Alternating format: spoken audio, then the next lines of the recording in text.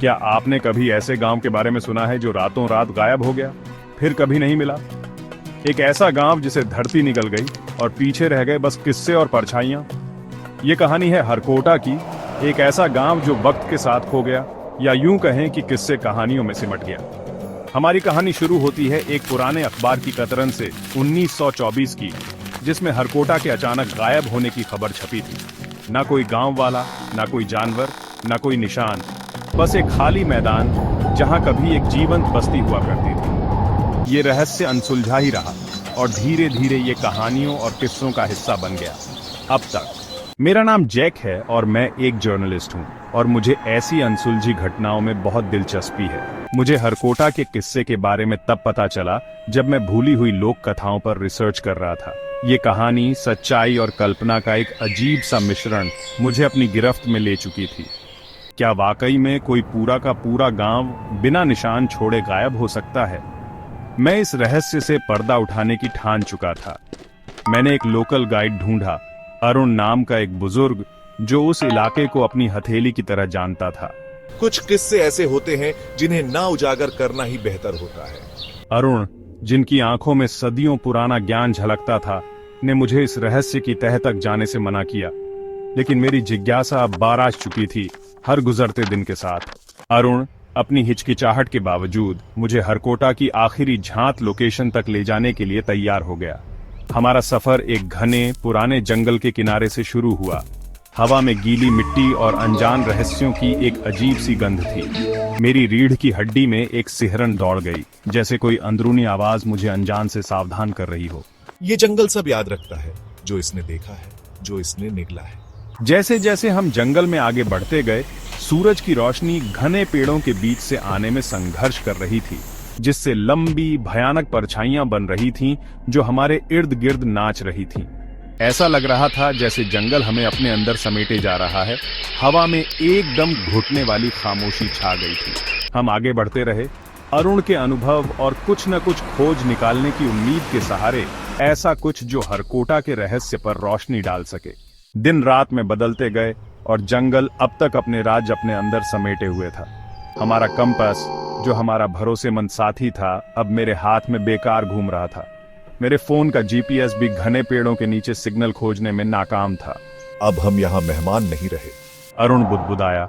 उसकी आंखों में मेरे दिल की बढ़ती बेचैनी दिखाई दे रही थी। जंगल अब एक जीवित प्राणी जैसा महसूस होने लगा था, जो हमारी हर हरकत पर नजर रख रहा था, हमारे साथ खेल रहा था। आवाजें जो कभी मामूली लगती थीं, अब तेज और विकृत हो गई थीं और मेरे अंदर के डर को और बढ़ा रही थीं। हम खो चुके थे, सचमुच खो चुके थे, ऐसी जगह पर जहां हकीकत भी धुंधली और तोड़ी मरोड़ी हुई लग रही थी। जैसे ही अंधेरा छाया, जंगल अजीबोगरीब आवाजों से भर गया। पत्तों की सरसराहट अब धमकियों की तरह लग रही थी। टहनियों के टूटने की आवाज किसी अनदेखे पीछा करने वाले के कदमों जैसी लग रही थी। एक रात एक खौफनाक चीख ने सन्नाटे को चीर डाला, जो पेड़ों से टकराकर गूंज उठी, जिससे मेरे दिल में एक दहशत की लहर दौड़ गई। अरुण का चेहरा पीला पड़ गया था। उसने मेरा हाथ पकड़ लिया। वो देख रहे हैं, वह फुसफुसाया। उसकी आवाज डर के मारे फटी हुई थी। हम अकेले नहीं हैं। नींद भी राहत नहीं दे रही थी, बस बेचैन कर देने वाले सपने आ रहे थे, जिनमें चमकती आंखों वाली परछाइयां दिखाई दे रही थीं। जंगल जैसे करीब आ रहा था, ऐसे राज फुसफुसा रहा था जो मैं सुनना नहीं चाहता था।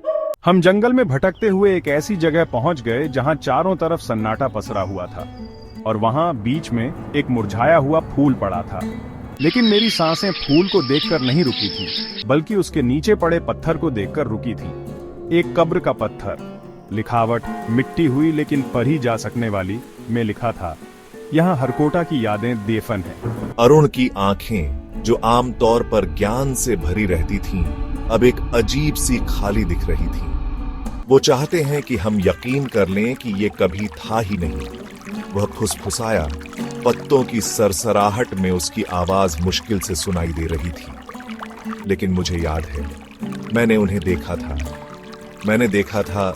उसकी आवाज हवा में घुल कर रह गई, लेकिन मुझे जानना था, मैं अब पीछे हटने वाला नहीं था। जैसे ही हम आगे बढ़े, जंगल ने अनिच्छा से रास्ता बनाया और जो नजारा हमने देखा उससे मेरे खून जम गया। वहां एक छिपी हुई घाटी में हरकोटा बसा हुआ था। खंडहर नहीं, वीरान बस्ती नहीं, बल्कि एक जीवंत गांव। चिमनियों से धुआं निकल रहा था, बच्चे गलियों में खेल रहे थे और ताजी बनी रोटी की खुशबू हवा में तैर रही थी।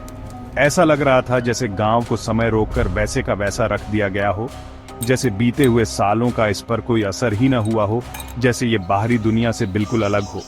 लेकिन कुछ गड़बड़ थी, बहुत ज्यादा, बेचैन कर देने वाली गड़बड़। गांव पर एक अजीब सी खामोशी छाई हुई थी, एक ऐसा सन्नाटा जो हमारे अपने कदमों की गूंज से ही टूट रहा था।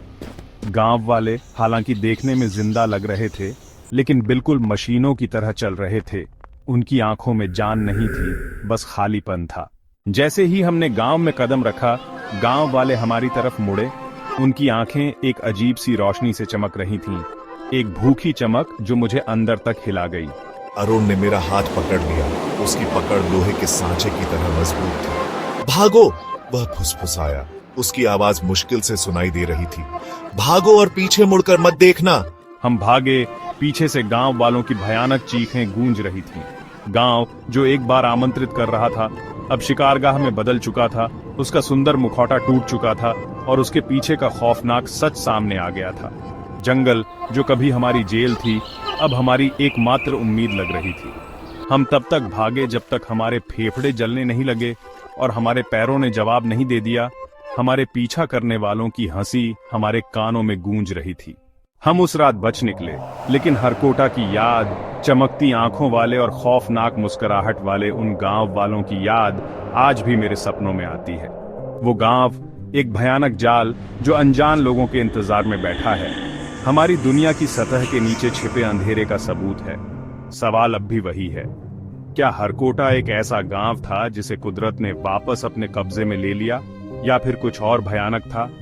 और अगर आप कभी खुद को अनजान के किनारे पर पाएं, अगर आप किसी भूले हुए गांव की फुसफुसाहट को अपना नाम पुकारते हुए सुने, तो क्या आप उस बुलावे को कबूल करेंगे?